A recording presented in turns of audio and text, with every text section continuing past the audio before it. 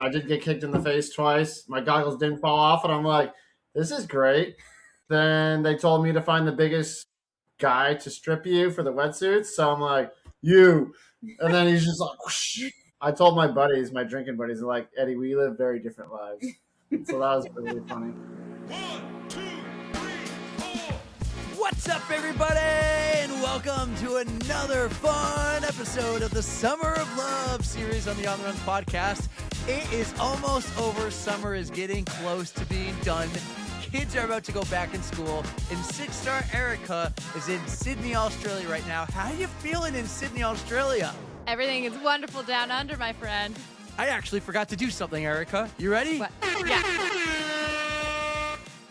How dare you?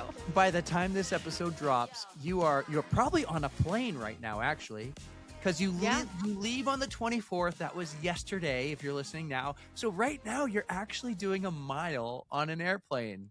Probably. What? So cool. So I'm going to have to fill you in on the logistics of this, but it is going to be very interesting. I promise. It's going to be cool. Like definitely do the thing I told you. Have the flight attendants hold your phone during a lap, like every section, and go see if you can say hi to the pilots or something, or just get like, what kind of plane are you on? It's not a 747. It's a big one. It's a Boeing. Oh, I just looked this up. It's a Boeing like 8, 9, 10, 11, 12. I don't know. It's not the double decker. No. It's a big one though. Yeah. It'd be cool if it was, and they let you like go up on the top deck and then the bottom deck, because Airbus has the one that has 2 floors throughout the entire airplane. But you're right now in one on that adventure. It's actually probably best you do this mile on the airplane to get the blood flowing and everything. I'm gonna need to. Yep. And hopefully it'll just help settle my nerves and make me fall asleep so I can be refreshed when I land. It's going to keep you in action instead of sitting down this whole time. Thanks to our amazing partner for this episode, Back in Action, New Hampshire. Have you guys seen it? Because by this point, we've gone there and we've made some content, and we were with Dr. Frank, and we were like he was putting us through some cool moves and everything. So check that out. Content coming soon, probably from Back in Action side. So check out, make sure you follow Back in Action, and don't forget to download and take that pain-free runner's guide, guys. Do that. It's so cool. We actually were talking to someone who started following and did it, and they got connected with Dr. Frank. It's so awesome. It's actually happening. Also, we have 2 other amazing partners for this episode, 6-star, that are bringing us a Summer of Love series. Why don't you tell us who they are, because you got them. I got them. So in addition to Back in Action Cairo, thank you, Dr. Frank. You're amazing. We've got My Race Tats. Dawn, you are always excellent. We love you. And then we've got UFOs on board as well. So we got to give a huge thanks to our UFOs reps, our partners. You guys are amazing. Always making sure we are recovering in style. Tell them how awesome they are, because as this series is approaching its end, we want to keep them around. We want to do more fun things like this. So it might not be every episode someone gets UFOs. We were at one of the live races recently, and I said, "Hey, Jen, you want to come on? This is Jen Bergeron." She goes, "Do I get a pair of UFOs?" So everyone's hearing about this now. Old PodFam's like texting in, "Why didn't I get UFOs for episode like 43?" Well, I mean, what? Sorry about it, everybody. We tried. It's been incredible. Like, it's so cool. We get to do this, and we have 2 incredible guests on today's episode, 6-star, or soon to be 7-star. Tell them who we have on the podcast today. We are wicked excited to welcome back to the pod one of our favorite mathletes, Jennifer Oulette, and her new fiance, Eddie Noonan. So welcome to the pod, Eddie. And it was just so nice to catch up with the 2 of them, because they just had an epic summer of training and become an Ironman.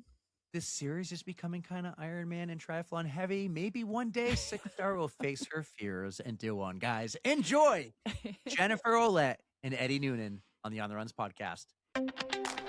Hey runners, whether you're training for your first 5K or your 10th marathon, injuries don't have to be part of the journey. At Back in Action in Concord, New Hampshire, we specialize in keeping runners just like you strong, healthy, and on the road. We put together a free guide covering injury prevention and recovery. This is built for runners by runners. Download it for free in the show notes, and don't wait for something to hurt. Get the guide, stay in the game.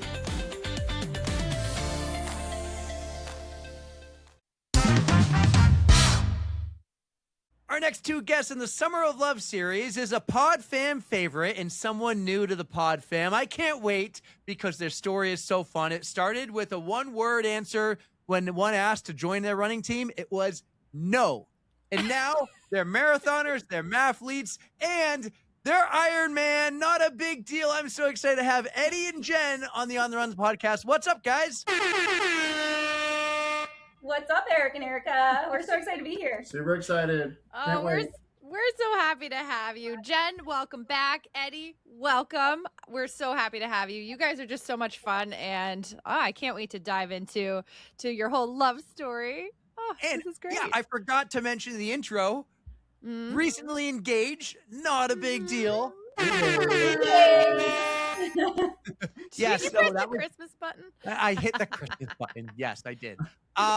No, I'm super excited because one, Jenn, we love you. You're a mathlete. I am an honorary mathlete member. We did New York last year. I don't think we've talked since then, like on the pod.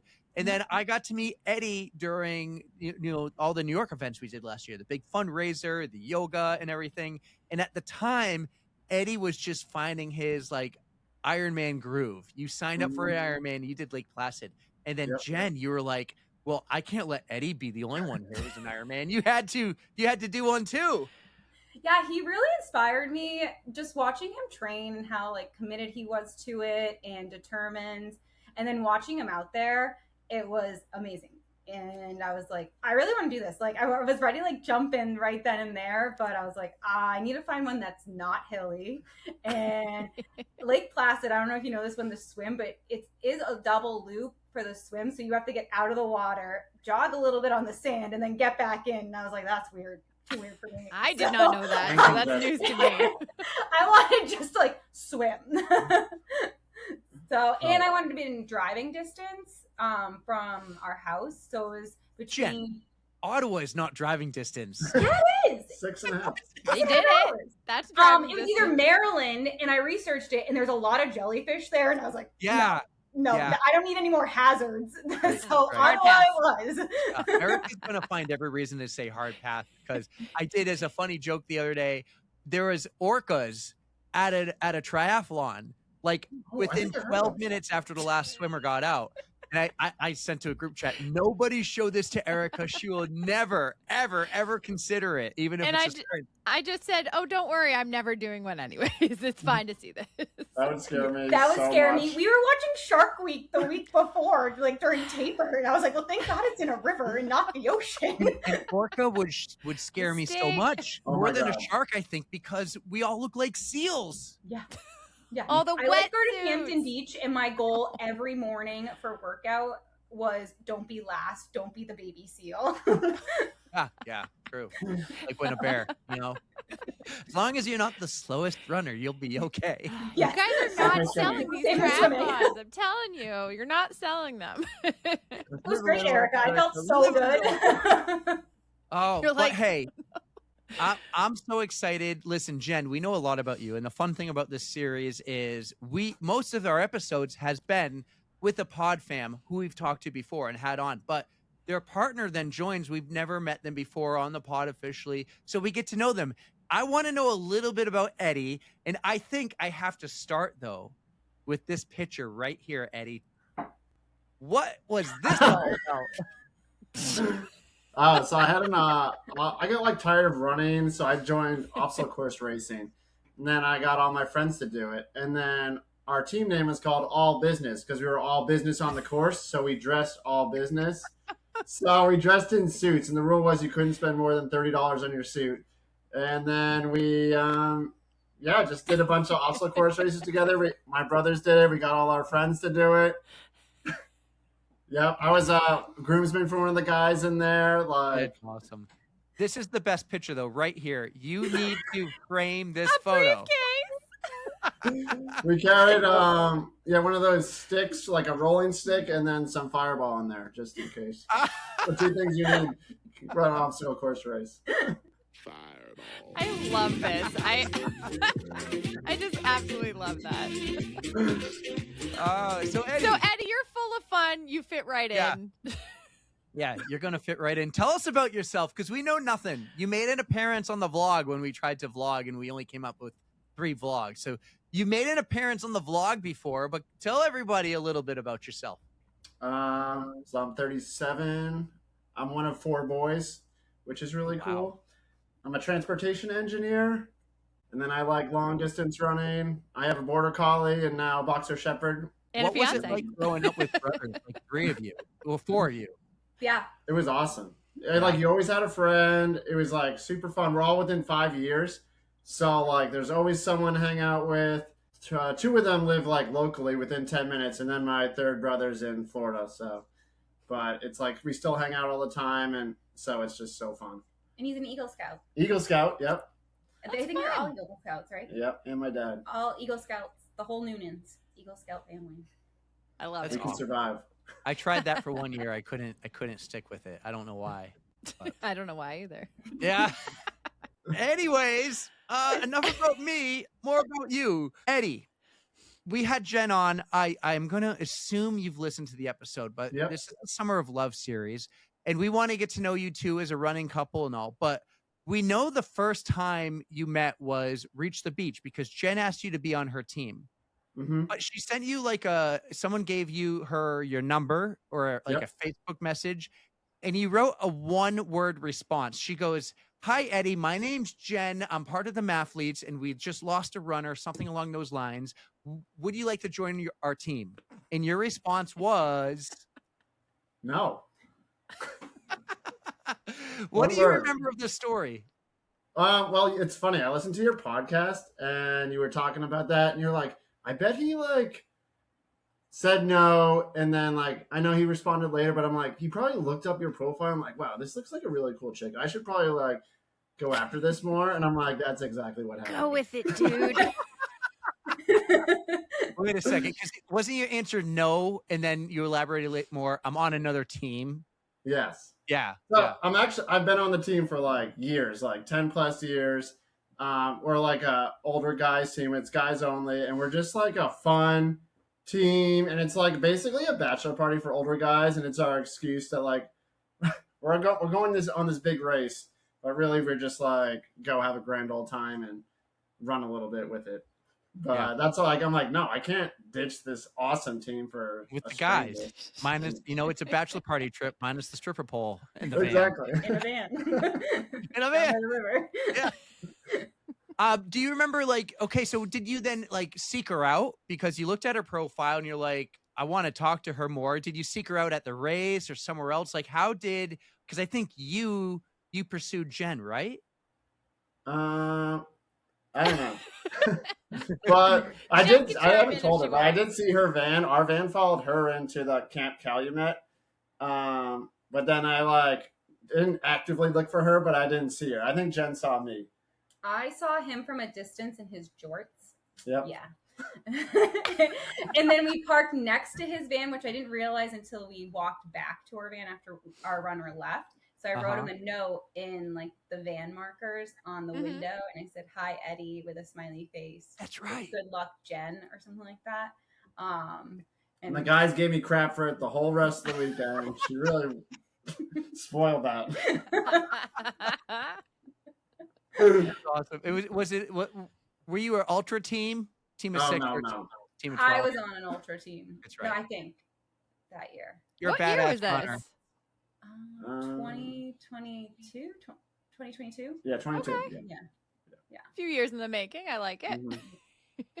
And then I don't remember how it like went from there. I remember just chatting on Facebook Messenger together, like back and forth about running and racing in Boston. And then I think we had a virtual date. Yeah. And then what's we your did. virtual date? Oh, we like FaceTimed each other, and We each made dinner, I think. yeah. We each Oh, made dinner. you made your own dinners and then Yeah. did it together. Yeah. That's adorable. I actually really like that. We had like a phone conversation first, and then we had like a virtual date, like eating dinner together. Mm-hmm. You both have dogs, right? So in Yeah. total, you have 3 dogs because Jen, you have 2.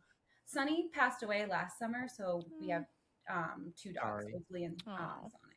So yeah, but we did have 3 when we first started dating. Mm-hmm. So did you connect on the dogs? Like, was that a big connection there? Because Yeah, that was like almost a deal breaker because we're both huge dog people, but my dog is like the friendliest dog ever, and Oakley's 50-50. Yeah. And so he's like, okay. So I did tell him, I was like, Oakley doesn't always get along with other dogs. So when we did a date, just the two of us, our first date was just us. And then after a few dates, then I introduced him to my dogs at my condo. And I was like, I had to introduce Oakley outside because he gets a little nervous. And so once he liked Eddie, then Sonic was introduced to Oakley, and Sonic loves everybody. And Oakley was like, okay, I'll like roll you. with Now they're best buds. Yeah. Yeah. If it didn't, if Oakley was like, no, I don't like Eddie, Jen, was he out? Kinda, yeah. Probably. Yeah. I would have given a couple chances because Oakley is kind of like, well. Eddie, did you feel the pressure at the time? Were you like going into that nervous? Like, I hope the dog likes me? I don't remember, but probably a little bit. I was probably just nervous in general to talk to Jen in person. Would have gotten in with it though, like, I have a cookie, please like me. I have a cookie. Here's like a pup cup, something like that. His bacon in his pockets. He's a dog person. He knows how to act around dogs. He knows they like to be, scratched behind the ears or on the tummy. Like, he knows the tricks to get into the dog's heart. Exactly. Yeah. Oh yeah. There's an Instagram account, and I see it quite often. It's this woman who's a dog owner, and her husband or boyfriend they'll make this content like if it's a first date. And sometimes he goes, oh, you have a dog? And she like gets totally like, you're done. And then sometimes he's like, oh, I brought this and I brought some for the dog. And she's like, Yeah. yeah, I should have thought about that. Let's talk about the two of you a little bit more and running. So you two connected around Reach the Beach. You don't live close. Jen, you have always been like the most welcoming runner. You welcome me and Erica to go for a run with you whenever. Paces don't matter. Everyone sticks together, part of the mathletes. But you're also very fast, and so are many of the mathletes. Do you remember like the first couple times you did start running together? Did you run together, just the two of you? Did you say, Eddie, come join me in my mathletes? Eddie, what was your reaction to all that? Because I remember when I first ran with the mathletes, like 1 or 2 times, I was like super preparing myself to run fast, even knowing that they would never leave me behind. What was the first couple times like when you two ran together? I think the first time we ran together, I think I came down to Andover and he had planned a loop because I was training for Boston. Yeah. And so he did I wouldn't say a long run. I feel like we did like between like maybe 5 to 8 miles around here. And I was like, please don't lose me because I don't know where I am. But I always go off of like the other person's pace too when I run. So I just went off of like what his pace was and just made sure I could stay with him. Jen's always it's funny listening to Eric and Yuki that they like train separately. Like we do like 95% of our training together. Oh, that's awesome. And then Jen stays with me like most of the time. We do have a running club in town, and they're like different paces. So like Jen can go off with the fast people, and I stay at like the pretty fast but not Jen fast people. How big is this run club? There's like officially like 170 members. On an average Saturday, you'll get like 20 to 25. Yeah. We went a couple times in like the winter. We trained like through the winter, and it'd be like snowstorming. Like we're supposed to get like 10 inches that day, and we're like, Jen, we're gonna be the only ones, and there'll be like 3 people at the common waiting for people. Like this is the coolest thing ever. There's like 16 people, and it's a blizzard. So to join, you can come every Saturday at 6:45 to the North Andover Common. But to be an official BRC member, you have to hit every single border, and there's 8 borders. And once a year, they do the ultra border crawl, and they do all 8 in one day, and it's 36 miles. So that's how I joined. Eddie was like trying to convince me to come on Saturdays to come down and run every week, but I would bartend Friday nights, and to get up for 6:45 and down to Andover was hard. But that's why I ran with the mathletes. That's why I started with all the girls. And then when I moved here, it was way easier. But like I wasn't living here yet, and it was like. So she came at like she bartended, got here at like midnight, the border crawl starts earlier. It starts at like 6. So then she got like 4 or 5 hours of sleep, and then she ran 36 miles and got it all in a day. Jen, that just screams you. Like that's probably something I would do too. Because I'm like, if I want in, I'm just gonna get it done in like one shot. One day. I was like, why do I have to commit to like 8 different Saturdays? I can do it all in one. Yeah, it took me like a year and a half. And they have a sag wagon, so you like give them snacks and they bring waters for you. And if you need a change of clothes, and Eddie's like, I'll do like half with you. And then he's like, all right, I'll do like, I don't know, I'll do like 20, and then I'll get in the sag wagon. And then it was like, well, all right, I'll do a marathon. And so he gets 26 miles. And then it's like 10 miles back, Eddie. Yeah, and then like the sag wagon was like, Eddie, I'm not giving you a ride. Run back. Yeah. And it was like me and one other guy did the whole thing, Matthias. And it was great. So there was like a bunch of people that did the half. And then when the halfway point, it was just Matthias, Eddie, and I that kept going. And you have to do all the borders with someone from the BRC that's already a member. So you can't just do it on your own. Oh.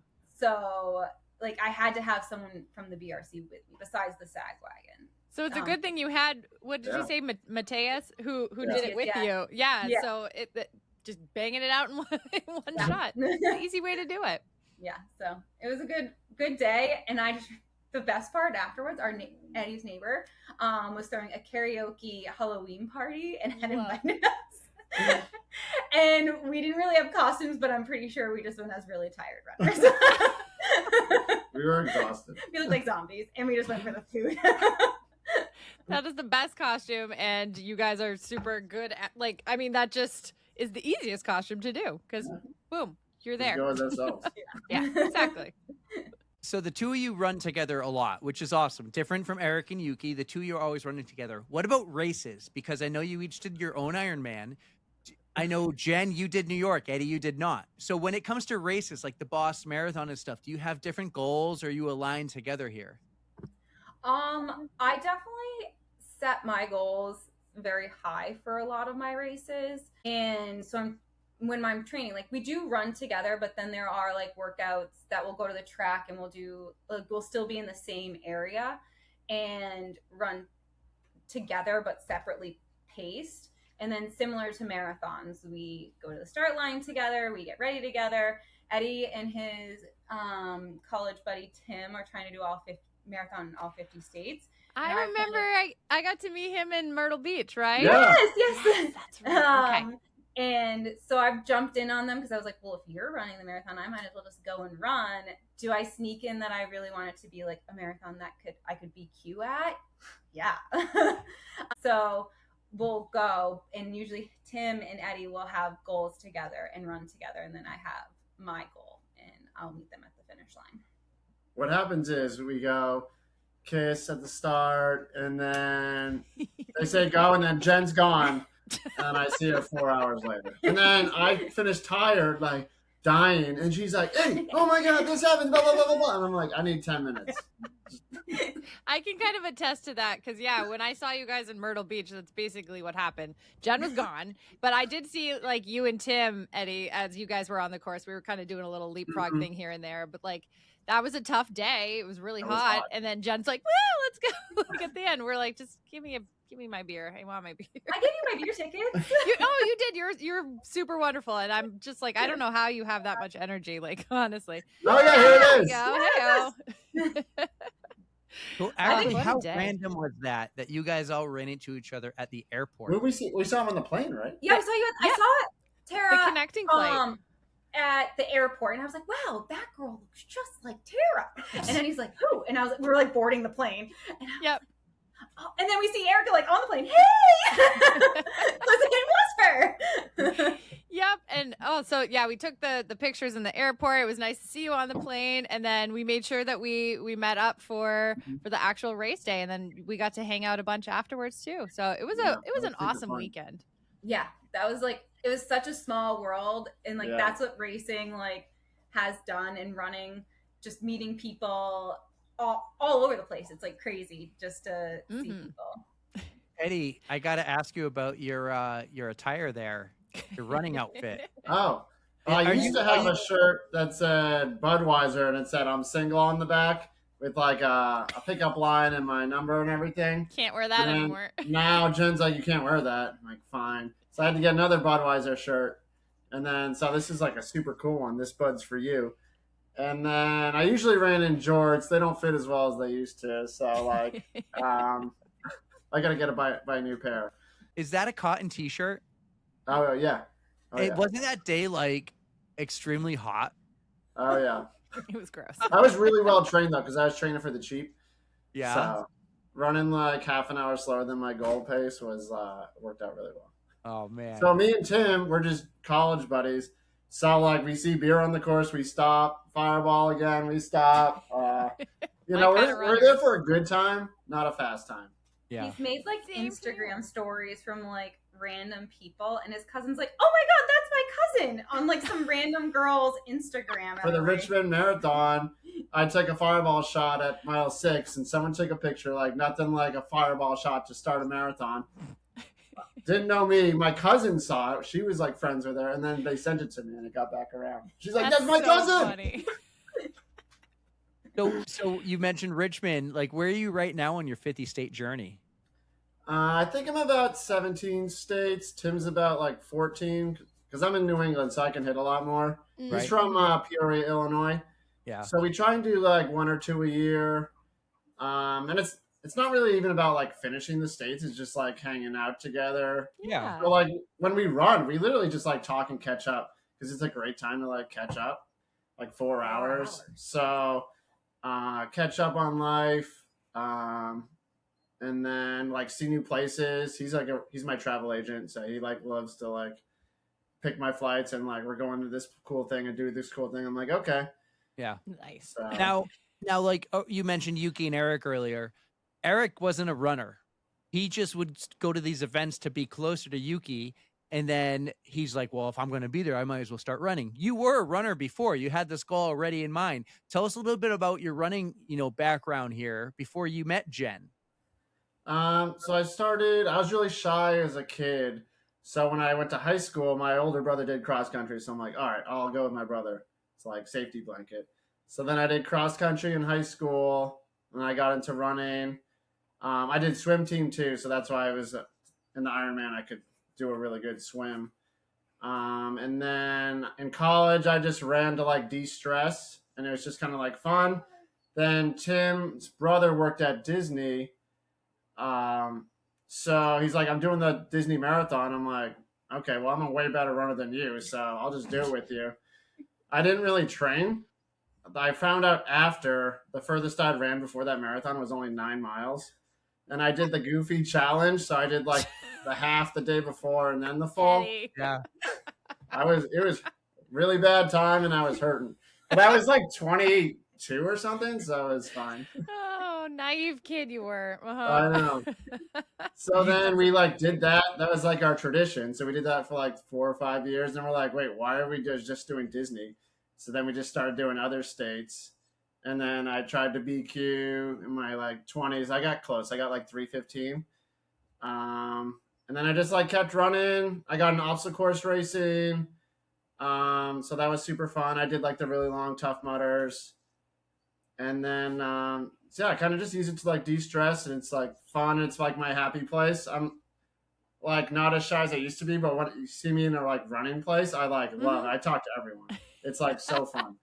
You are super friendly out there. It is really cool to see because you're just like beep, beep, beep, beep, talking around and just like having a blast. And that's how it should be. But I have to ask, on your 17 states down, which race has been your favorite so far? Is there anyone that like stands out as being like super cool for some reason? So the race I would recommend to everyone is Big Sur. You run along California coast. It was amazing. Like I was kind of injured. Tin was kind of injured. We're like, what's the course average? And it was like 4:40. We're like, all right, let's just shoot for beating that. And we did like 4:30, and we felt great after, which is awesome. And then we got to enjoy the whole thing. So like that was super cool. My favorite race was probably Montana. I ran it with my cousin, and you run in this town called from Molt, Montana, and there's no population, but it has to be like 5.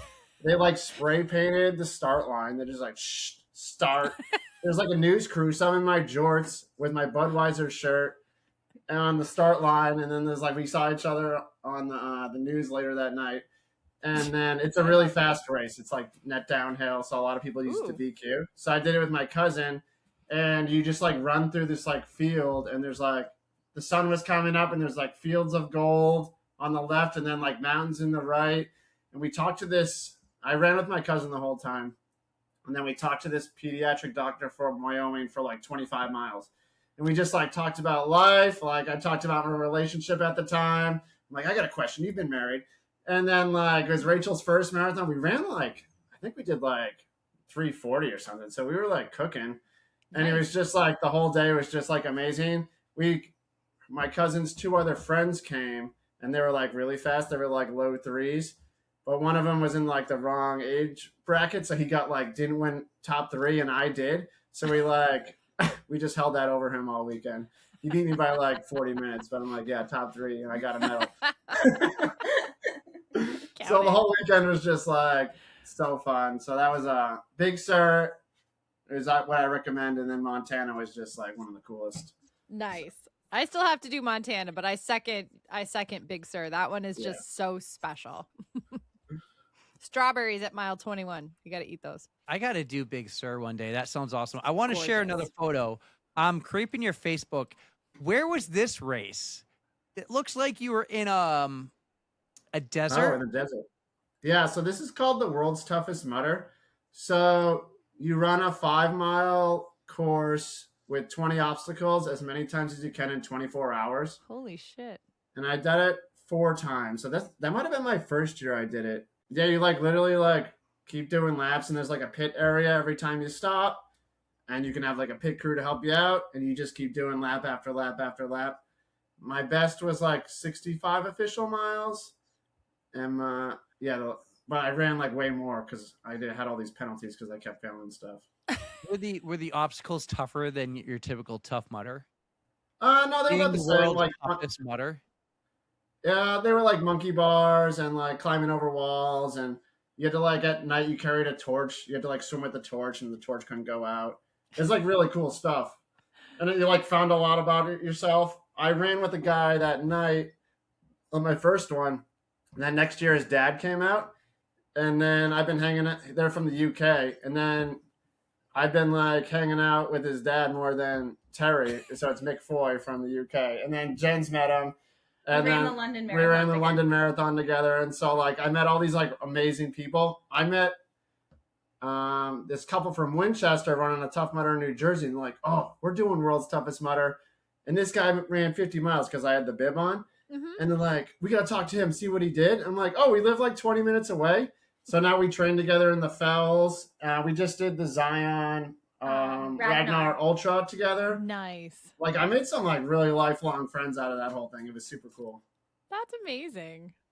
That's just something. Oh, that scares me. I'm not the obstacle course type, but I applaud everyone who is, because that's no joke, especially if you have to go for 24 hours. Yeah. Well, look at this. How high was that? I think that was like 35 feet. So I'm scared of heights. Did you But climb if that? you What didn't did do you this, No, you had to jump like off. you had to jump Oh, off. see, I can't tell like what from here. It's hard to tell like what you're jumping into. So I'm like, ooh.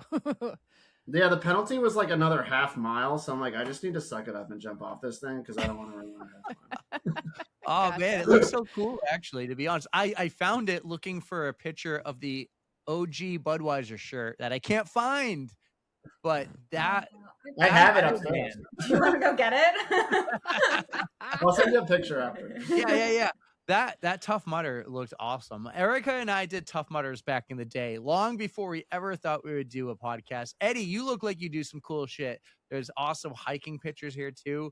So this must all be before you met Jennifer. Yeah, but I didn't really like stop. Like Jen's more fit than me, so like I'm like, Jen, I want to go do this like 20-mile hike. She's like, okay, and then she like kills me on it. And then Perfect we don't couple. really do obstacle course racing anymore, but maybe again when I get bored of running again. Well, I just Our love first that date the was two of you hiking. are both super active together. Like that just it gives you more to do together. So Mm-hmm. Good for you. Like, I never played Ultimate Frisbee. I actually am not very good at Ultimate Frisbee. I can't throw, barely catch. And I went to his, when we were dating, he had a tournament, his summer tournament, and I went and like supported them, and I made a sign, and now it comes to every Ultimate tournament, a sign that I made. Yay. And last year I played with them because they were down a couple women, and so I was like, I can run and play defense and like knock the Frisbee out of the air. And then this year, again, they asked if I could play, and I was like, sure, I'm not going to be that good again, but you want You're me? taking one for the team. That's all that matters. You're a team player. So always down for the challenge. I'm not very good at obstacles either. I have no grip strength. So when he's like, yeah, let's do an obstacle course, I'm like, can barely do monkey bars at the elementary school down the road. Most adults can't though. I can't do it anymore. I can't do the monkey bars. Believe me, every time I see the kids doing it, I'm like, I'm just gonna do one or two here. I'm like, oh, that didn't feel good. I can barely do it, and it feels like my shoulders are gonna rip off. Like my arms are gonna detach. Exactly. And Eddie knows we're not little guys. We're big guys. I challenged. We were like drinking with my Tough Mudder friends, and they had the little kids. And we were like, oh, let's go do a monkey bar challenge. I'm like, okay. So I was in shape. So they had like just a standard monkey bar, like 10 feet long. So I went back and forth like 10 times. And then my hands were all like bloody blisters. And then the little girls go like 8. And they go back like 15, like not even breathing hard. And then they're just like, all right, you win. Just stop. They weren't even like done. Kids, man. So one of the reasons I asked you to come on here wasn't because Jen had the Ironman coming up, or you just did the Ironman last year, but the both of you support each other a lot. And I know there's a couple stories around Boston when you're chasing Jen around the course and supporting her through her training. I also know, Eddie, you draw the line at some points, and that line is New York. Yeah. Let's share some stories about, because Jen, you've supported Eddie when you've been support crew, and Eddie, you've done the same for Jen. Do you have any fun stories of Boston, New York, of Ironman, of being the supporter here in the relationship? I think it just came off of Chicago. So it was like Chicago, Richmond, and I think Mount Desert Island. I think we just did like we still had one more left. And I was like, I just ran 2 marathons in 2 months, and Eddie had a long run, 16 miles. And I was like, all right, I'll run with you. And he told me his pace, and I was like, all right, I can do that for 16 miles. And I think it was like mile like 12, 13, and my hip just like gave out on this hill, and I just stopped. I was like, I'll meet you back at home. And it wasn't like, oh, come on, you can do it. It was fine. I'm leaving you here on this hill. And I just started crying. I was very emotional. And that was like the first time I had like seen Eddie not be supportive. It was like his training run. I should have been able to pace with him. And he was like, no, don't, just go home. And I was like, I can do it. And I had to like really suck it up and like man up to like finish the last like 5 to 6 miles and not hold him back. And I've learned like that in a hard way, that's like when it's his run, I need to make sure that I can be at that pace and not hold him back. That's that was tough, probably a tough lesson learned. Mm-hmm. I just know I can't keep up with her, so I just bike next to her. Yeah. I'm like, come on, Jen. Were you feeling that extra special that day? You're like, I'm faster than her today. I'm doing better. Yeah, she probably did something. Yeah, she was probably like in between like 3 marathons. She probably did like 20 miles. Like, what's wrong with you? And then I'm basically like, that's what he said to me. I think that was like the first time that I like felt like I couldn't finish something, and it was like hard for me to like not be able to, and I just wanted to make sure I could prove to myself and then prove to him like I'm not going to hold you back. Well, you two have done big races not together. Jen, you trained for New York. Jen, you've trained for Boston. I know, Eddie, you were training for the Ironman, and that was a new territory for you, Jen, at the time. Just like, I love to see how much you are supporting each other when someone else is going for their goal or for their dream. Mm-hmm. I don't know if it's really your dream, but I just see that so much out of the two of you is Jen's training for New York. Even though Eddie, you draw the line at New York, you're still training with her. You're supporting her somehow. You don't even have to be running with her at the time. It might just be biking alongside her, handing fuel, being supportive at the fundraising events, because people have to raise.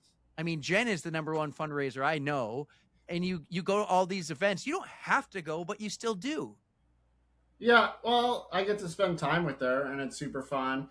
And then, like, one of the big supports Jenn did for me was for my Ironman, we did open water swimming. So I literally swam 2 miles in her lake, and she just, like, paddleboarded or kayak next to me. And one of the days it was, like, really rough seas, like 2-foot waves, which was a lot For a lake. Wow. for a small kayaker. And, like, it was, like, that's so really nice that she did that for me. And so, like, she was doing Ottawa. She's like, do you want to do it with me? I'm like, first of all, no, that was a lot of effort. And second of all, like, it was great having her there, like the morning of, because you get the pre-race nerves. So she like helped me with all that. She carried my stuff, and then I wanted to do that for her Ironman. Right. She gets the pre-race jitters, so I get to be there. You don't have to worry about anything. I'll carry the stuff. I'll carry the pump, and then like when you're like tired at the end of the night, I got to go pick up all of her stuff, and it was like super convenient. So she did it for me, so I like to pay it back. And then like we did 80% of the training together. Yeah, he did my 100-mile bike ride. He mapped it out. It was a bike riding weekend too. So we biked from our house here in Andover up to Old Orchard, Maine, and it was 100 miles. We stopped at his godfather's house on the way, but he mapped it out everything and like all the logistics, and that's like his Eagle Scout in him, that like when I'm training, I literally sometimes just follow Eddie because he'll map out all my runs for me. Like similar when we go on hiking, I don't have to worry about anything. I just pack the snacks and I just follow Eddie up the mountain. So he just like leads the way. He does the map, and I'll do the long drives. I will drive for 6.5 hours and he'll map it out. He's my co-pilot. Sometimes he does fall asleep, and I have to entertain myself, but he's there for the support always along the way. So that's how, like, when we first started dating, I was a little nervous for Heartbreak Hill, and he's like, let's just do a Heartbreak Hill run. I'll drive you to Boston because I hate driving in the city. I can't parallel park. I was very nervous, and he drove me down there, and he planned out a whole back and forth in a brunch afterwards to run Heartbreak Hill. And now it's like a tradition that we do every year, and we invite new people every year, and it's just been our. What are you doing it this year? Usually March. Okay. Depends on her training. Yeah. I think I got the invite actually, but I was like, no, I'm skiing.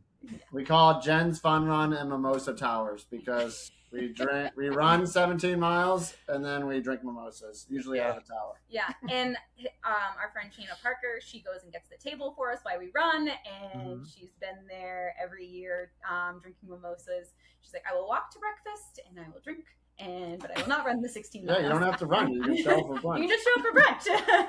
So it's a great day.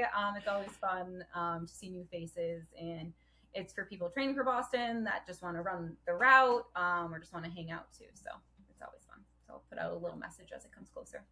I absolutely love that. And you guys have been so kind to invite me to that thing too. I feel like it's always around when I'm doing like Eastern States, and I was like, I can't go around. So I think it was Eastern States. Something like that. But I so appreciate you guys still extending the invite. Like, it means so much. And you guys are just so fun. So one of these days, I swear I'll come down. If not for the run, for the brunch. But her answer every time is no, sorry. All right, we're going to keep inviting you. I love it. Yeah, I've made a Mathletes run. At least I can say that now. In fact, Jenn is the one who took me to see the Demented Santa. Of all the Demented Santa runs you do, Erica, you've never once taken me. Jenn did.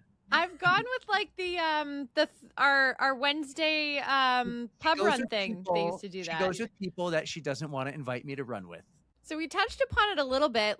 And I mean, Jenn, you're wearing the shirt. So I would love to hear about your Ironman. And I want to hear about it from your perspective, actually doing it, and from Eddie's perspective, having to spectate all day. And having FOMO, of course. And having some FOMO. Good job supporting, but FOMO.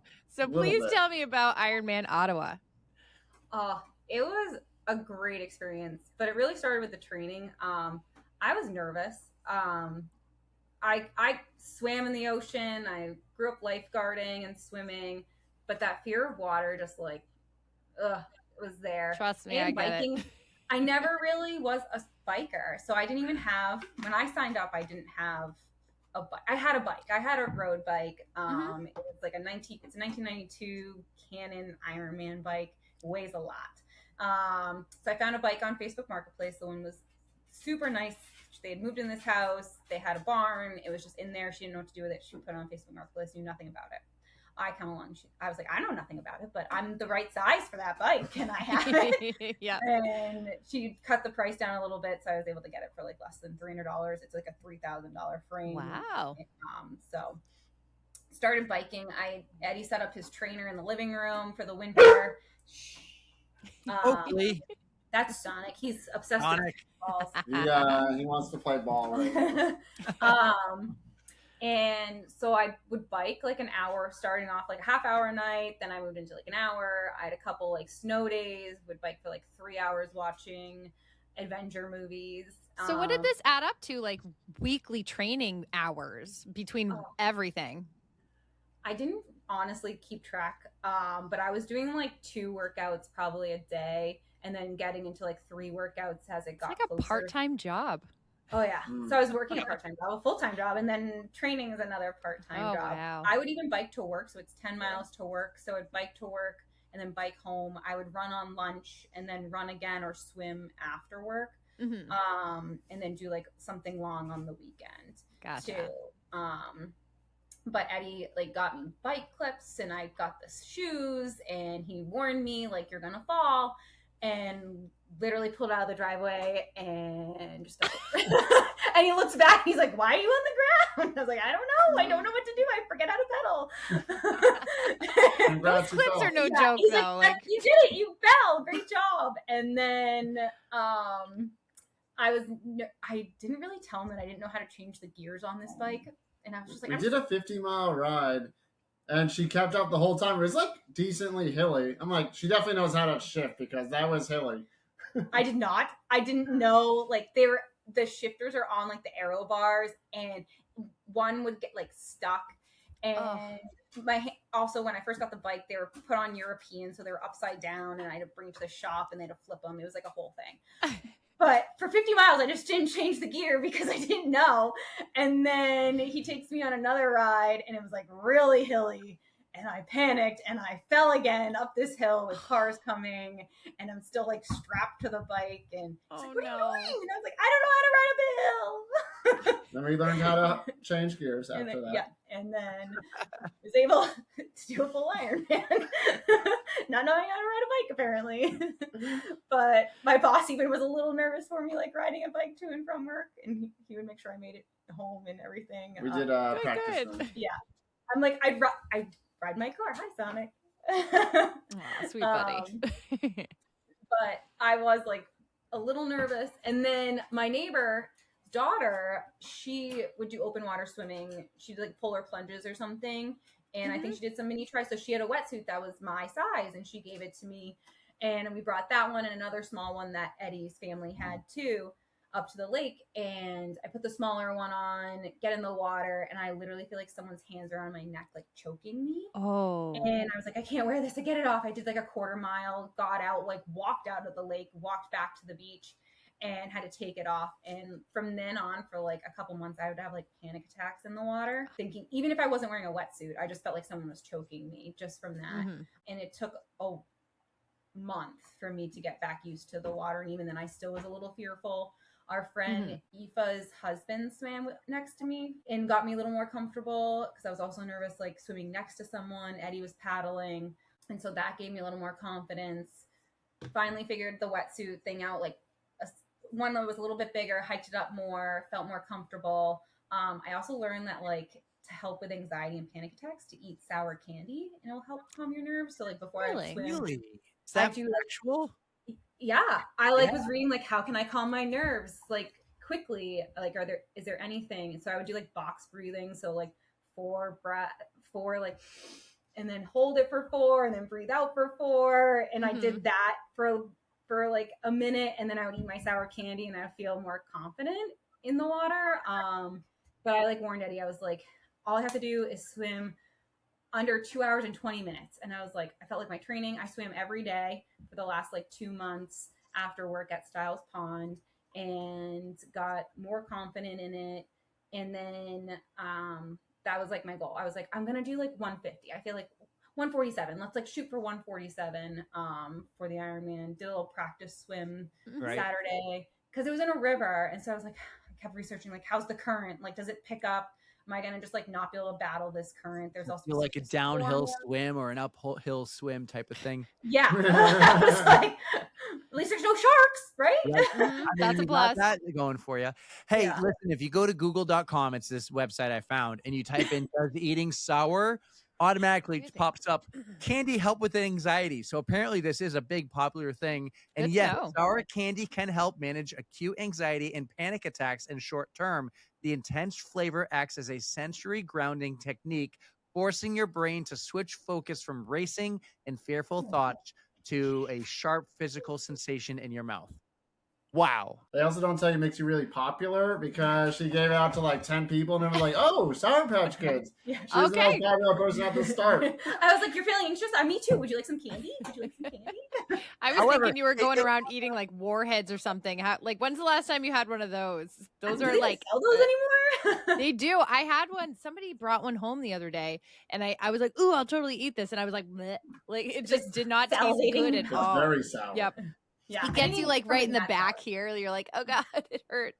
I couldn't find Sour Patch Kids at Market Basket. I don't know. I didn't also look very hard. So I found like the sour Mike and Ikes at first. And I was like eating those. And then Sour Patch, I feel like are just a little bit better. So I had those for race day. And yeah, I had like a bag of them, like clutching them with my swim cap. And Hawaiian rolls. I was like obsessed with Hawaiian rolls right training. So good. I felt like I couldn't get enough carbs while training. I feel like it was so hot towards the end. And then trying to eat, I was just like, oh my God, I just can't like get enough food in me. With, like 3 workouts. My boss would like look over and he's like, you're eating again? I was like, yeah. I don't want to be eating anymore. You both could answer this probably because you've done an Ironman each now in the last year. And you've run many marathons. Like, describe the difference in training, in rest, recovery, nutrition that you experience doing an Ironman compared to all the marathons you've run. Because you got marathon running down to a science. This is new. It was definitely new. And with the heat, I feel like it was for just marathon training in the heat, I definitely like pull back a little bit more. I'll do, if I'm supposed to do 8 miles, I'll do 4 if it's so hot. But I'm like, I need to do 8 miles. I need to get these miles in, or I need to get like hours on the bike or another swim in. And swimming was like, oh, that's refreshing. But you're still doing a full workout. And then the nutrients, I just felt like I couldn't get enough food in, or I'd be like, 50 pounds from working out so much. So I don't know. Yeah, the marathon is only like 3 to 4 hours for us. Like I don't train like fast, so like if you want to run a fast marathon, you got to put in a lot more time. But it's really only like 30 to 40 miles a week, which like isn't that much. Like you just do your long run with your club on Saturday, and you do a couple of runs during the week. Ironman's like, oh, I got to do like a 30-mile ride today, and then I got to wake up in the morning. I did like Thursday morning spin classes. And then it wasn't just like, oh, go for a nice hour run. It's on Saturday. It's like 3-hour run and then like an hour bike. And it just takes up way more time. And then you're just tired. So then you just sleep all day. You do eat a lot more. And then like Jen got me into like the Yukins and the waffles and the Stinger or the gummies. Oh, yeah, the gummies. And then, so that's like all super expensive. Like running, you could just like wing it. You need some goose for like race day and maybe a 20-miler, but like the Ironman training, like if you're doing a 50 to 100-mile training ride, you need like a bunch of stuff. So that was way more expensive too. Our whole kitchen table was like just full of like snacks, nutrition and snacks. And then Soto Cycles here in Andover, and I work now at Oak and Iron, and they would come in on Thursdays and be like, why aren't you biking with us? I'm like, well, I'm bartending, so I can't just leave to go for a 30-mile bike ride with you guys. But they gave me a lot of advice too, especially before long rides. I had never done like the carbohydrate drinks, but I knew they were giving them out on the Ironman. So like the Mortons and the Precision. So they like were like, you need to like start training with that now, because it's definitely going to help you through your long ride. So I ordered some. I have a sensitive stomach, so I was like, well, let's just see which one I like better too, because Precision and Morton were both sponsoring Ironman. So they had like the Morton gels and bars, but then they had the Precision electrolyte carb drink already pre-bottled for your bike and for your run. I'll say I did like the Precision. I'm still not a fan of Morton. I just don't really like the texture of it. And I also ordered flavored, because I'm like, no, I tried like their apple one and I was like, that is not apple. I don't know what that is. I do love my UCAN gels, except they came out with like a black cherry flavor. And I was like, I love cherry. Not good. No. Everyone else might love it. I like the strawberry banana. Sorry. My go-to flavor. Let's talk about Ironman. I watched. I was glued to your social media, whatever you post. You posted a ton of photos, so we're gonna scan through a lot of these photos here. But one of my favorite things about when I did Ironman was it wasn't just a one-day event; it was a weekend event, and you learned that in Lake Placid. And then you went, like, when did you leave for Ottawa? Because you did this in Ottawa. It's not a short drive, but you have no problem driving, you said. 6.5 hours. There? How did you take in the whole weekend? So we left Friday morning, 7 a.m. from our house, like everything packed in the car. Dogs were getting picked up that afternoon from Eddie's parents. So they were all set. Their bags were packed, ready for sleepover camp. And we just hit the road. And I did tell Eddie, I was like, well, I've done the math. So the gallons of gas in my car, we're not going to make it all the way there. So we have to stop for gas at least like 100 miles before we hit the Canadian border. And so that was our goal, was to get there. And we arrived around like 2:30 in the afternoon and got to Athletes Village. Super easy to check in. I would say way easier than like some marathons to check in. Like Boston, you're standing in like a 45-minute to an hour line. I don't know if we just timed it right, but like I got in, there was no line, got my bag, got my swag and bib number. You get like an anklet that you have, your tracker. Make sure not to lose that. You get your wristband so they know that you're coming and going. When shopping, Eddie's word of advice, don't look any prices. Just get what you want because you're only here like once. I like that. Yeah. Only I the like first that a time lot. I once. So I got a lot of apparel. I really wanted sweatpants for some reason. Like I wanted these sweatpants from Boston and they didn't have my size. And I was like, oh, and then I saw like the Ironman had like similar ones. I was like, oh, I'm just going to save my money for Ironman. And I got the pants that I wanted. And then there's this wicked soft, like button down, that I also really liked. And then like Hawaiian shirts. Eddie loves Hawaiian shirts. So he got 2 Hawaiian shirts for the Lake Placid Ironman. So I was like, oh, I want something like that. And they didn't really have like a tropical one, but they had this like one with the Canadian maple leaf and like all the Ironman symbols It's on so it. cute. Yeah. So I got that. And then I heard that a lot of the apparel, yes, there's There it is. Hey, that some stuff was stuck at customs. So I really wanted a shirt that had all the names on the back. And it was stuck in customs. So they said it would be delivered the next day. But one of my favorite things I got was like this bucket hat. I'm a hat person and it has like all the Ironman stuff on it. I'm wearing it in a couple of the pictures. But that's like one of my favorite things. And I've worn it like every day since. I love just the atmosphere around it. Like I just so love that. And it was just very calm. I will say that. Like compared to like some other athlete villages and expos, this one was very calm. And I don't know if it was just like our timing, but it was very calm. I think it's because like you arrived on Friday and the village usually opens maybe Wednesday, definitely on Thursday. And a lot of people get there earlier. And like I got there for Thursday. And then a lot of people already checked in on Friday. They're doing their warm up, their swim. You probably timed it right because of that. And just, but everything just felt so centralized in the village, where New York, it was all over the city. Boston is kind of centralized where it's on Boylston, the expo and everything. So that was great. It would be nice if the Fan Fest and City Hall was closer, but the whole Ironman vibe and the atmosphere, I just fell in love with. It got me so excited to be there. It was like, because they had like the stage and the arch like right there in the middle too, so you got to see where you were coming in, and that was really cool. They had a couple signs. There's the hat. There's my bucket hat. Yeah. It was, I got all my bags prepped Saturday morning and like wrote myself little notes on the bags too, so I knew like remember me. I see it. Yeah. So you got a bag that says "Remember Me." The other one yeah, says, that's like my stuff, like with my bike pump. the other one says Hawaiian rolls. First. Eat me first. Yeah. Like when I was getting changed, I had a goal, so I did not like my tri suit. It zipped in the back, and my friend Cassie did Lake Placid a couple weeks before, and she said like she like couldn't get her tri suit back on in the porta potty, like off her bike. And I was like, yeah, I'm not getting stuck in a porta potty. I've been there, done that, not getting stuck. So I decided my goal was to wear it under my wetsuit because I felt comfortable under the wetsuit, but then to change into my regular bike clothes in the tent and be dry because it was all supposed to rain. Yeah. So I was like, have some dry clothes.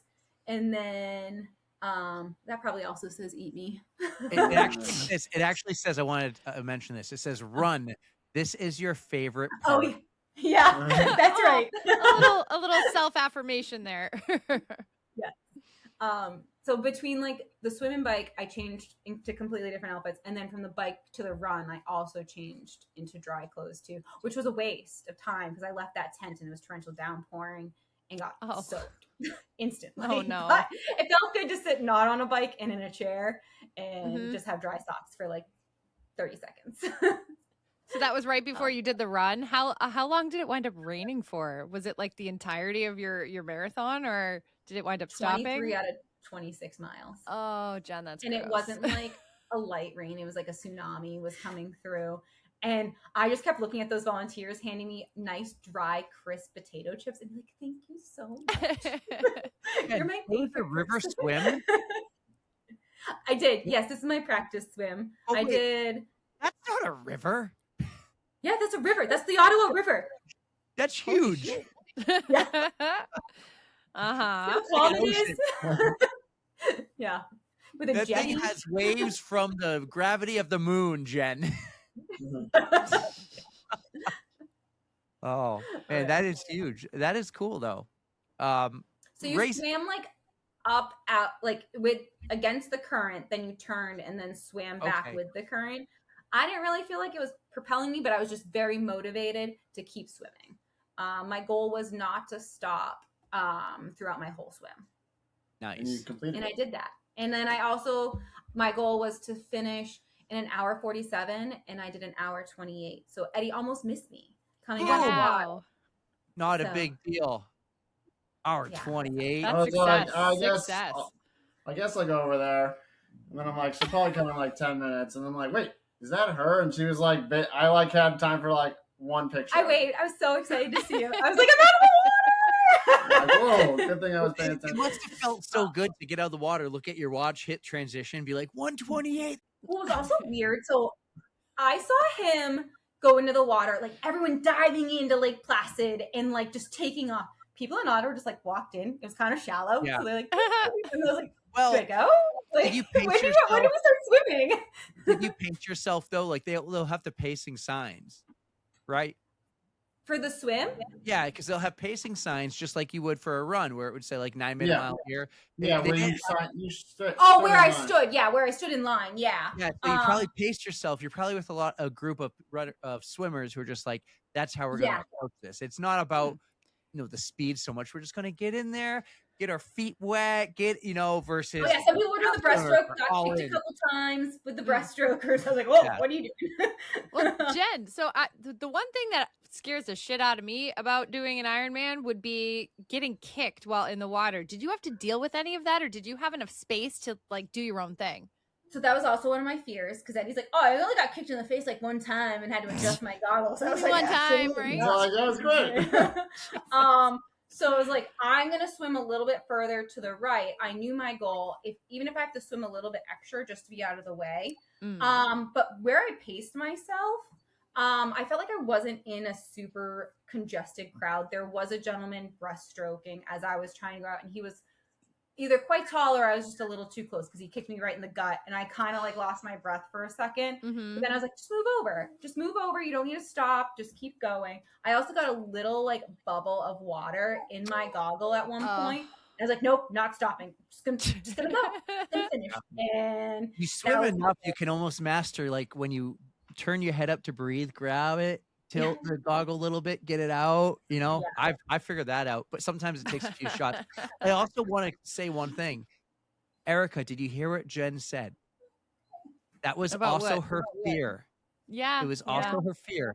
She faced her fears. yes, you can do it, Erica. You can You do do it. Cool. Jen definitely put in the work for the swim.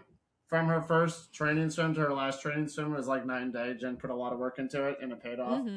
But it's very Look at that doable. I am smile. stuck in my wetsuit right here. I could not like get it off by myself. Oh no. There are wetsuit peelers that do help you take The your strippers. wetsuit. All strippers. No, they're not. They don't call them that anymore. We call them We that. call them that. But Ironman does not call them strippers anymore.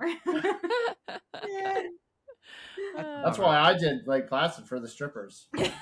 Yeah. It's a Here there were Canada strippers. He American was thing. super excited. So here The you bike are on the was a little bike. wet. Yeah. Yeah. I felt really good on the bike. It was like 2 out and back loops, and then you rode through the city each way. It was very lonely out there. There was only like the 2 aid stations on one on each side, and then you were just like out there riding. But my biggest surprise, it's fun. She hamming yeah, it up. look at how fun I'm having. You Seeing are Eddie having out fun. there running from like point to point, I was like, there he is, and I would get so excited every time I saw him. And I also am the type of runner that I know when there's a photographer, and I like put on a smile. Even Oh, if I'll I'm- do that. Yep. Yep. Got to make it worth it. Yeah. Eddie, how is the course for a spectator? Because I've been to Mount Tremblant many times. It's a amazing spectator course. I know Lake Placid is a good spectating course, not up there at the best. It's amazing, the sights and everything, but you're not in a village like Mount Tremblant. And I know you don't have much of a comparison, but how is this for a spectator? Overall pretty good. So I took it like a sport spectating. So I'm like, how many times can I see Jen? I had like 30,000 steps that day. So saw her at the swim, and then I'm like, oh, she does this out and back at 10 miles on the bike. So I get to see her like twice in like 2 minutes. So like, I'm like, I just have to beat her by like 10 minutes. So I walked over there, saw her there. Then I had to drive back to the city, and then like she said, it went through the city like multiple times. So every time she came back to the city, I got to see her like twice. So I stood out there, and then the run was a little tough. I saw her like 3 or 4 times in the first like 3 miles, and then she just like went way out, and then she came back to like turn around. So I saw her there, and then she kind of went out and back. So I think I saw her almost 15 times. That's awesome. That's a good amount. Yeah. It's What did you do spectating while is she was important. out on like a long stretch? Oop. Do you want me to repeat? No, I got you. Okay. I don't know. Like, she got me the VIP spectator pass, so like they had free food and booze. So like, go over there. Yeah, free. So I'd go over there, get lunch, or I'd like. It was raining a lot, so like I'd go back to I went back to the hotel like twice just to like regroup. Change into dry clothes. Yeah, I mean, like it wasn't raining, so I had my sneakers on, and then it started downpouring, so I went back to get my boots. And Just look at this picture right here with like the water coming off of Jen's shoe. Yeah. Like when Jen said it was torrential on the run, it was torrential. It was horrible. The chafing, I've never had chafing ever like on any marathon, and I just like was like, this is brutal. This is what people talk about. Chafing the dream. Yeah. That's awesome. Look at you there. Okay, so every Ironman, this is cool. The finish line, it's like you just did 140.598, and then you got to do a little tiny bit more up a hill over the finish line. That's cruel. It's like a little stage. hill. Yeah. Yeah. Honestly, the last 5K, I knew there was an aid station right before I hit that. So I was like, nah, I'm going to go to the bathroom because I'm like, I can't hold it any longer. So I went to the bathroom, like had another like gel or no gels. I was done with gels. I had like one of those Stinger gummies and I was like, yes, this is what's going to get me to the finish. And I knew it was a 5K. I also kind of forgot that I ran mostly downhill that first 5K. So I had to go back up those hills to come back. But what was really cool, similar to Boston, they have a Scream tunnel in Ottawa, and it was packed with people because it was downpouring. So you got to run through that in your first 2 miles, and then It was your a real last 2 tunnel? miles. It was a real tunnel, like under a bridge. Nice. And it was packed. It was echoing with people, and it was very cool experience. Very cool. Very cool to go through. And you have your name on your bib, so like, go Jennifer! And I'm sprinting past people because I'm like, this is my last 5K. I am going. And then you go through like this one aid station right as you round that like this sidewalk, and there are these 2 young like 20-year-old like guys trying to like go up this hill, and I just blow past them, and this volunteer was like, whoa. And the guy's like, you're making us look bad. I was like, I need to get to Eddie. I'm almost done. Yeah. And then I forgot as you go up to Parliament, because you pass Parliament before you round to go to the where this is. So that building is like the Parliament building. Yep. It's like another hill. And I see it and I was like, no, let's go. I'm getting over that. And I just like sprinted past it. And my neighbor said he texted Eddie. He's like, you better get ready. She's coming. Yeah. And I got to ask about that in a second. 12:53:41, Jennifer, that is a great time. I really wanted to be under 14 hours. That was my goal, was to be under 14 hours. And just like enjoy it too. And I really did have a lot of fun. I feel like I have fun in a lot of my races, but like I was scared of this race and I almost quit like training. I was like, I'm just going to go to like do like a half. Like I'll still do it, but I'm just going to do a half and like see if Ironman will let me switch. And then I was like, no, I'm going to do it, but I'm going to like make sure I'm having fun while I do it. Because the training was like a lot. My only full Ironman was 12:59, like 59. Technically, Ironman says it was 13 hours and like 13 seconds, but it's because my watch paused because the hill was so steep on the bike. So I was like just trying to get under 13. So I did. On my watch, it was like 12:59, like 46 or whatever. That's Which one did you do? Yeah, which one did you do, Eric? Mount Tremblant was my full, and if they ever bring it back, I think that's the day I go buy a new bike. Yeah. That's how you Because get faster on the I snow. just sold mine. I want to know about this. Eddie, not surprised about the Budweiser hat. Jen bought you a VIP pass then? Is that how you got to do this? You got to hang out at the finish line and hand her medal? Yes. So his parents did it for me, so I was able to put his medal on him at Lake Placid last year.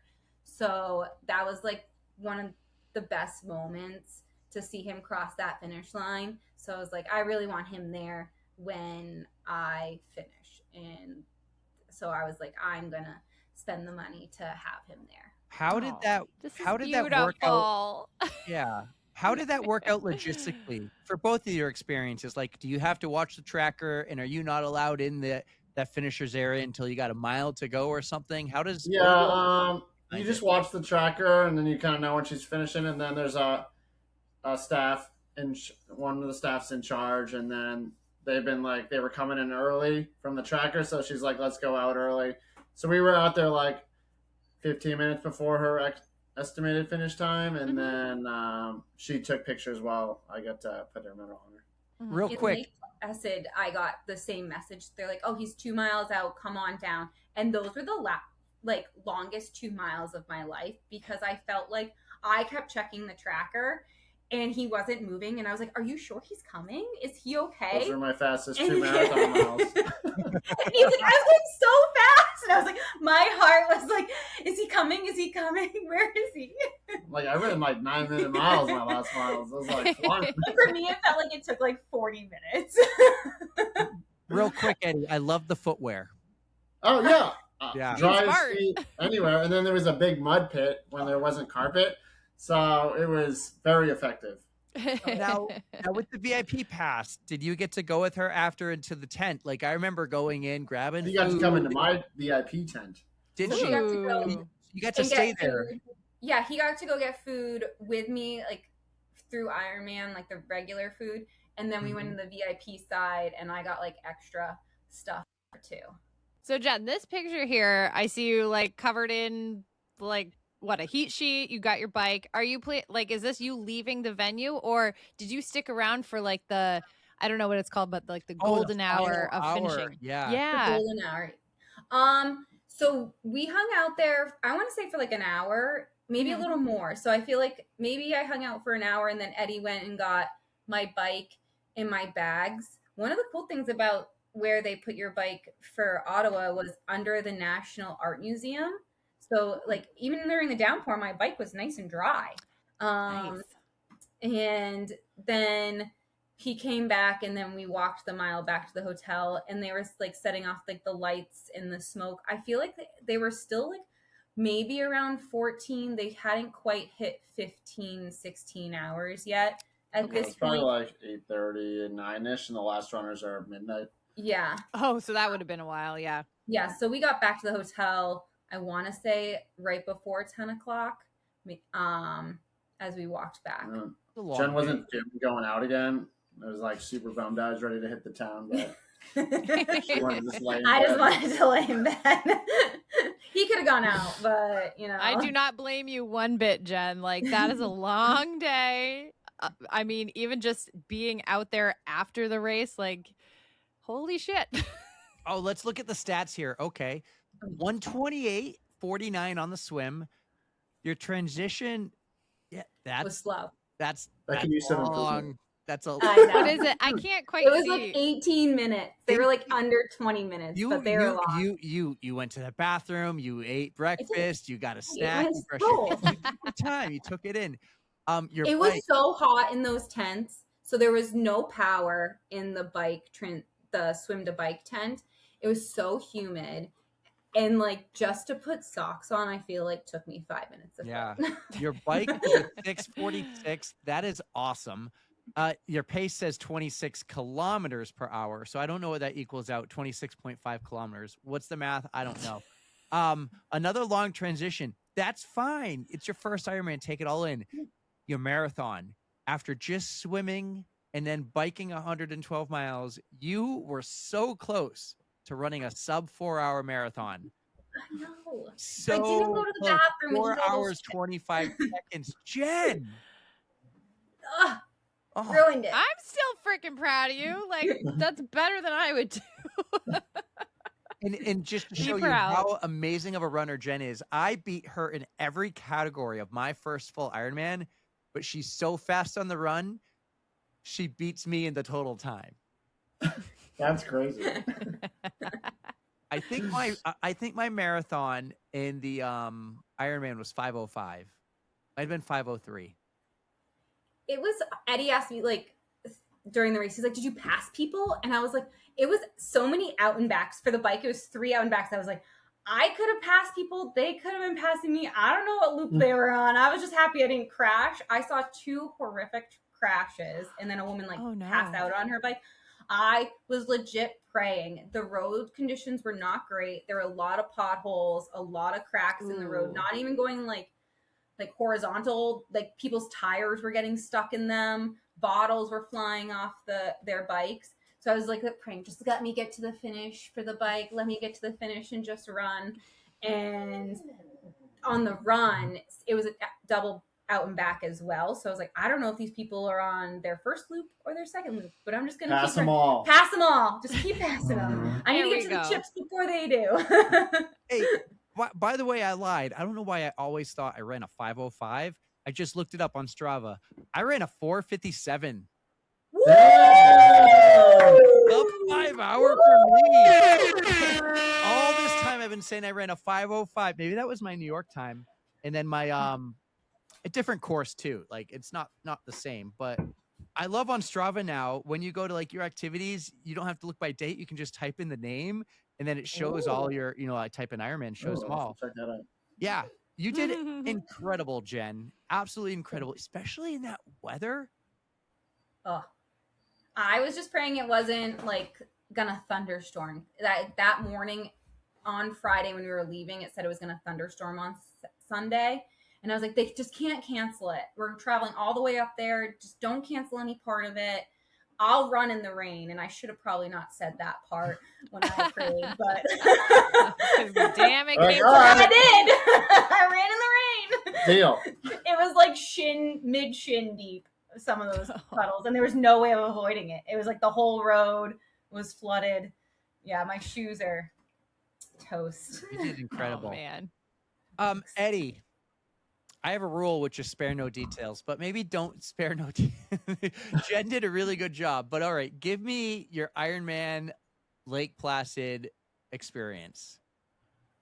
Yeah, it was super cool. I wanted a challenge. I got a challenge. I loved the swim. Swimming was really fun. I did get kicked in the face twice. My goggles didn't fall off, and I'm like, this is great. And then I told my buddies, my drinking buddies, like, Eddie, we live very different lives. So that was really funny. So yeah, 114 out of the water. Then they told me to find the biggest guy to strip you for the wetsuits. So I'm like, you. And then he's just like, whoosh. So I'm like, take his advice. Then I get on the bike. It's 2 56-mile loops. So the first loop, this is coming to me. This is me, 50-mile 56. So it's really cool. You get to like bike through the like bobsled training facility and then past the ski jump. And then my coworker grew up near the course. So she was out there cheering me on. Nice. So I was feeling really good through miles 56 of the bike. And then I just like got tired on the bike. And then like I couldn't find the aid station at mile 85. I was on course. It just like never showed up. I must have moved it. And then I remember at mile like 100, I get out of the porta potty and the volunteers hold my bike. And I'm eating my ham sandwich with mustard. He's like, is that egg salad? I'm like, no, it's Can you it's imagine? mustard. And then I was protein. passing like a New York City Police Department athlete. And I looked at him on the bike and I'm like, we got this. And he said, yes, we do. And then like that like stuck with me. And then like got through the bike, started the run, got to see Jen early on the run and my parents. And then miles like 3 through 13, I was just cranking. And I was telling jokes. I was like having a grand old time, met a lot of friends. And then 13 to 16 was like I slowed down a little. It was a little rough. And then it was just 16 to the end was just like get to the aid station and walk the aid station. And it was like about every mile. So I'd run like a 9-minute pace probably. And then I'd walk through the aid station. So my average pace was probably like 11. That's and not I bad, just, though. I know. And I was like cruising and I'm like, I got this. And then like the end was in sight. And like what a day it was. We had rain on the bike. 50-something miles on his bike at rain. Torrential. I was in the nice, like the hockey arena, overseeing the bike glass. The miracle. You're doing great, Eddie. And that's when you have like it started torrential rain when you have like the 5-mile super steep descent when everyone goes like 40 miles an hour, and so you're not generating heat because you're not pedaling, and my hands are like claws because I don't go faster than like 25, and I was just like, oh my god. I'm tired. It's raining. Oh, no. I'm cold. But then, finished. It was amazing experience. Definitely took a lot out of me mentally and physically, but like super cool. Yeah, training with Jen was super fun. So I'd do another one in the future. When is the Just- next one, guys? Come on, let's do one together. Yeah, I want We to know heard what's up.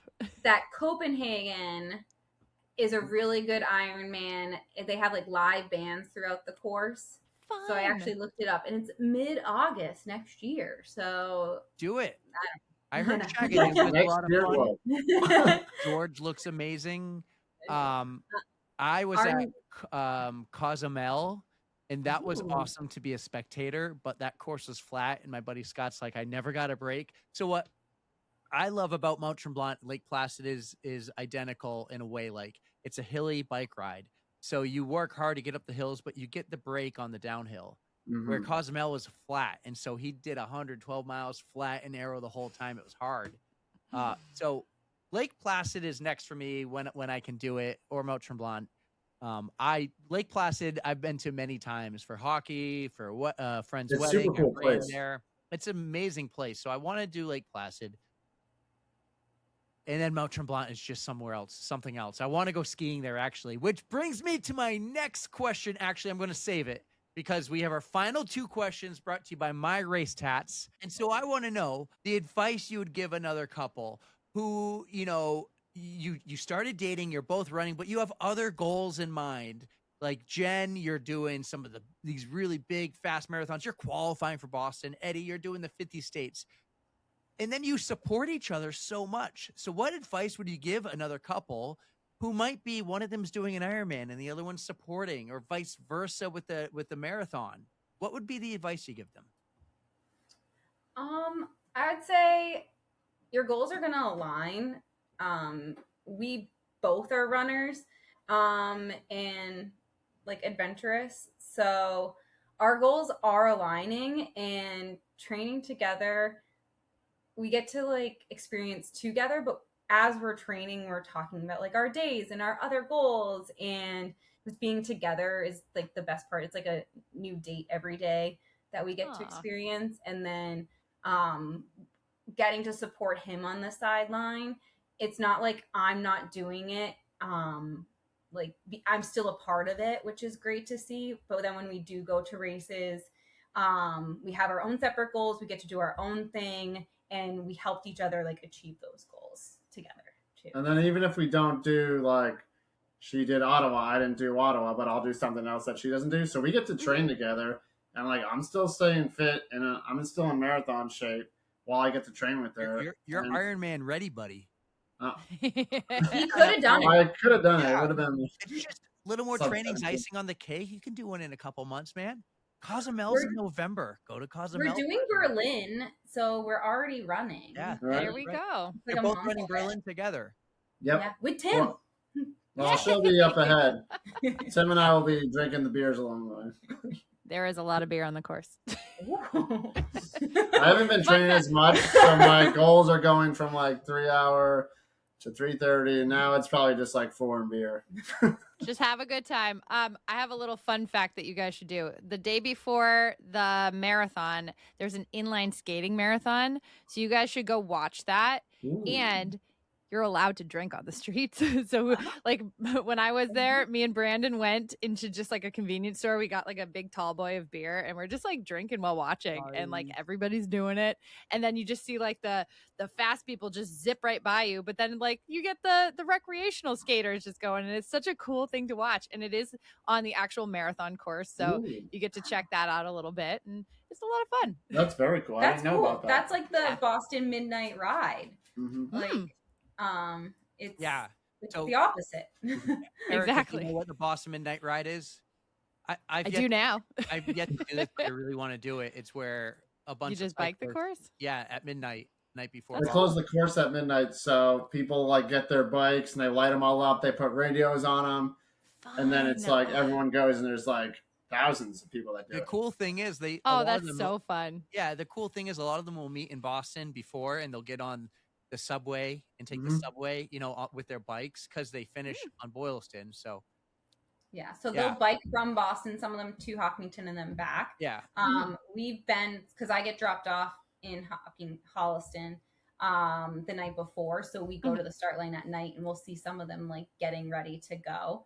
I was asked this weekend by one of our Ultimate Frisbee teammates if I had thought about doing that before the marathon. And I was like, oh, well, that's like a different goal. I was like, maybe someday. I mean, honestly, that's not bad if you're going out there just to do Boston as like a fun run. Yeah. And if you do the midnight ride as a fun ride and you're just like trotting along and just having fun with it, I don't see why that's a problem. That's like a quarter of the Ironman. I know. So it's so easy. That's what I was thinking. I was like, well, it's not 112 miles, so Mm-hmm. maybe. I just have to carry all my stuff there. That's true. All right. One more question for you guys, at least from me. So I kind of switched up my song question a little bit. We still have the Spotify playlist, but I want to ask what your song is together as a couple so we can pop it on the playlist. Do you guys have a song together? Well, we have 2 songs. We have our wedding song, and then we have our fun song. Wait, are you announcing the wedding song on the podcast? Are you breaking this right now? That's what I don't know because it is like a surprise to our family and friends. Well, so you choose what you want to do. I think we'll do our fun song, and then we'll tell you our wedding song. After the wedding. Offline. Yeah. You got it. We'll know at the wedding because the invitation's in the mail, right? Right. All right, fun song, go. Our fun song that we sing like at least once a day is Who Let the Dogs Out, and we have a bell in our kitchen. And we'll ring the bell and the dogs will get all riled up and we'll sing Who Let the Dogs Out and just blast it. And thank God our neighbors have air conditioning or they probably hear us. I love that. Yeah. Yep, Sonic agrees. Sonic, we love it too. Well, listen, I know it's always the final 2 questions brought to you by Race Tats, but I am adding one more because I saved this for the end. And this series is brought to you by this amazing sponsor called Back in Action, right? And I always thought triathlon is like the best thing for runners because it keeps you're swimming, you're biking, you're weight training, you're running, you're doing it all. You're not just running all the time, which gives you the ability to do other fun things. And 1, I did not know you ski, Jen. Yeah. 2, you got to do one of the coolest things ever that I have not done yet because I prefer the chairlift. But if I'm ever going to skin up a mountain, it's going to be this one. Last winter, you 2 skinned up the Cog Railroad on Mount Washington on the most perfect day, and you got to ski down. And I'm going to go through these photos. Tell me. Literally perfect. So he got into it. He got skis on Facebook Marketplace, and one of his coworkers did it. And then I did not have the right skis. I had just my downhill skis, which I've had since like middle school. So I have been looking to get new skis anyway. So I carried them on my back and I snowshoed up. Yeah. Skis are heavier than they look, let me tell you. With the boots. With the boots too. Oh my God. Yeah. And it was beautiful. It was like the perfect day, way warmer. You think it's like super cold. So we're double layered. We're taking off clothes as we go up. And there's a lot, like, I was surprised there was a lot of people up there, like, doing this. Snowboarders too. And then you got to see the train go past us, which was really cool. And then you stop at that, like, point where the train stops. And they have little fires going and making s'mores. Aww. And we went up to what was we went like 2/3 of the way up before it got like right before the tree line ended. Yeah, I forget what the place is called, but then we're like, this seems like steep and narrow enough. We're like average skiers, we're not like extreme skiers, so this definitely like pushed our limits, but it was like definitely a bucket list item and it was super cool to do. So we'll do it again. I fell way more than I wanted to, but I was also like nervous because there were rocks like sticking out, and then it was like a drop off, and I was like, just fall in the powder. It's fine. Fall in the powder. Because there wasn't a lot to like turn either. So you either go like plummeting straight down, or you're trying to make these really tight turns in powder. And once you got used to it, I felt better. So it was like probably like 100 yards. That I was like, oh God, this is not what I should be doing right now. But it was really cool. Definitely want to do it again. I want to go. I mean, We'll probably I'd do, be on like, the different train. places, I'd be too. the one waving you guys from the train. Erica, you go on the train. You're We'll cold. hike up. it's not cold. They said it's not cold, and I agree. Like when I ski, I'm never cold. Well, you're working out. I mean, if you're just out there, it's gonna be cold, but I'm sure it's not cold like in the train. On Look the at train. these views, We skied the guys. day before, and it was like negative like Oh, wicked 18 cold, at yeah. Loon. And so we stayed up there for the weekend, and we skied with his brother and his fiance Kelly. And it was so cold the day before that I was like, oh my God, Eddie, we're gonna freeze. It's gonna be We were so watching the weather like constantly, and then we just tried it, and we're like, oh, it's actually perfect. It was like a way nicer day the next day. You can tell Jen's hair is frozen. In Yeah. this picture. And his beard. Yep. Yeah, this is where we like turned around. Yeah. It's got a fun name, but I forget what it's called. Like some chair, I think. It looked amazing. Or It looked ladder. amazing. Jacob's I've ladder done or Tuckerman's something. a couple of times. I need to go back soon, but this just looks so amazing. Look how deep that is. Yeah. Yeah. I love skiing. I love skiing. This is so cool. Way to go, guys. I love the adventures you two go on. I love the support you give each other at, when Jen's doing hers or Eddie's doing his. We know the line. The line's New York.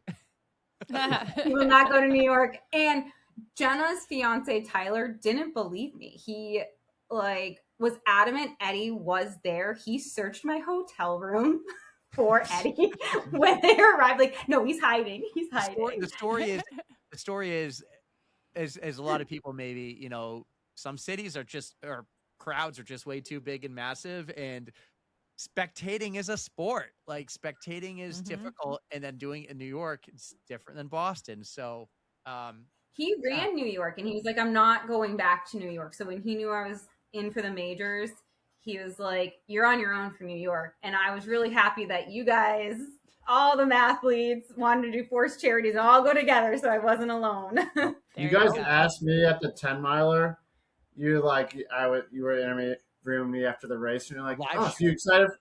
You excited for the New York City?" And I was like looking at you, and I looked around, and I'm like, "Me?" You're like, "Yeah." I'm like, "Oh, I'm actually not going." Guys, this was a lot of fun. Thank you so much for doing this series. Erica has some exciting news to share with you, though. I sure do. So, we know that you guys are super active, and one of our partners for the summer series is UFOs. So you guys are going to get to pick out a new pair of slides and or sandals and just use them for recovering after all these epic races. Ooh, thank Amazing. you. So I'll That's send you a awesome. link, and you guys can pick out something you like. Yeah. Thank you so much. Thank you. Yeah, we want to thank UFOs. We want to thank My Race Tats, and we want to thank Back in Action for bringing us this awesome series. So cool. What a fun summer it's been. Guys, it's so awesome to be your friends, to get to run with you, be honorary mathletes, and get to hear the stories. And I love watching your adventures. It's so much fun. Me too. Thank you so much. Yes, we'll keep sharing them. We have many more adventures Many more to keep come. going. Especially Berlin. I'm excited for you guys. Yes. Yes, Berlin's going to be awesome. Take all of 6 Star's advice. By then, she'll be 7-star. Enjoy it. Take it all in. Have a blast, guys. I hope you loved this as much as I did. Jen and Eddie on the On the Runs podcast. That was wicked awesome. Runners, whether you're training for your first 5K or your 10th marathon, injuries don't have to be part of the journey. At Back in Action in Concord, New Hampshire, we specialize in keeping runners like you healthy, strong, and on the road. We put together a free run guide covering injury prevention and recovery, built specifically for runners. Download it free, find the link in the show notes. Don't wait until something hurts. Get the guide, stay in the game.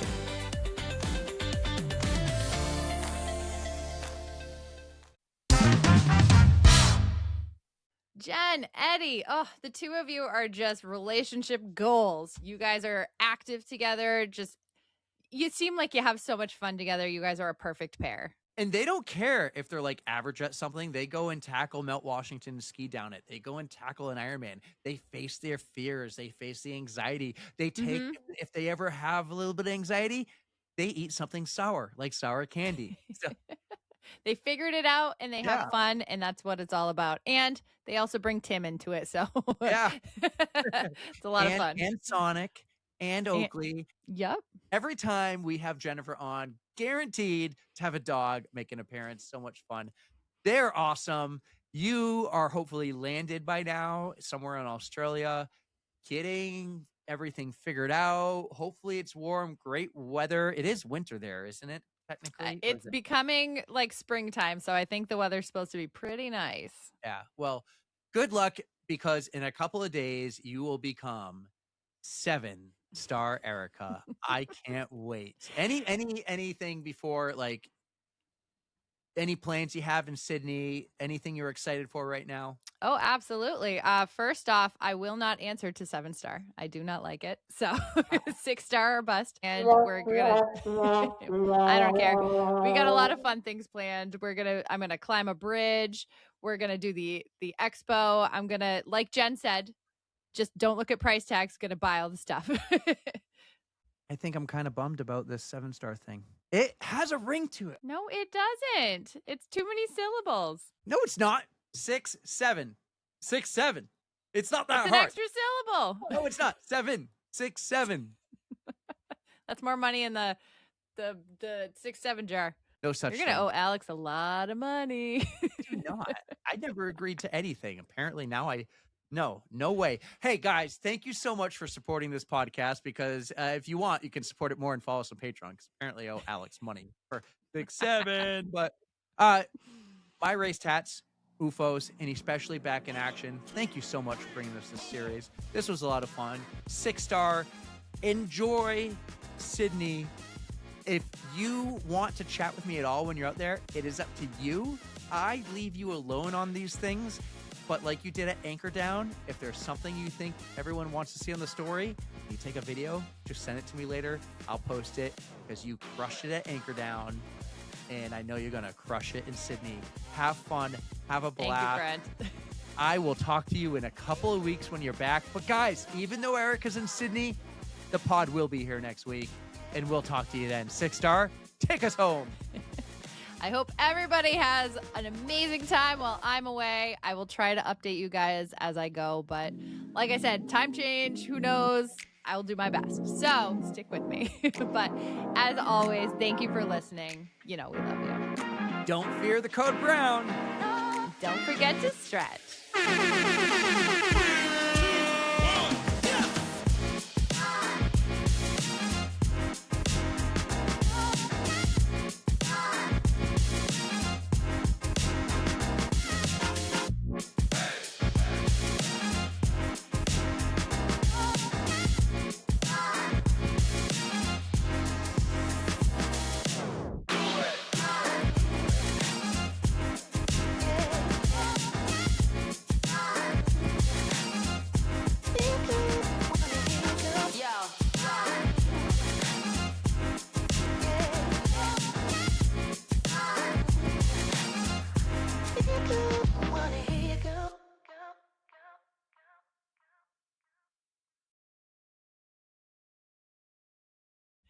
We have two of my favorite people who are just huge supporters of the podcast, and we cannot thank them enough for coming on and just sharing some amazing stories over their many, many years of marriage. We have Patrick and Kathy Lieber.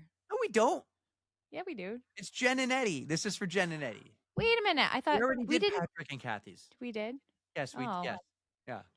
All right, let me do that again then. Yeah. I don't remember doing. Did we do that at the live show? No, we did it immediately after having Patrick and Kathy on. Oh, okay. Well, give me a second. All right.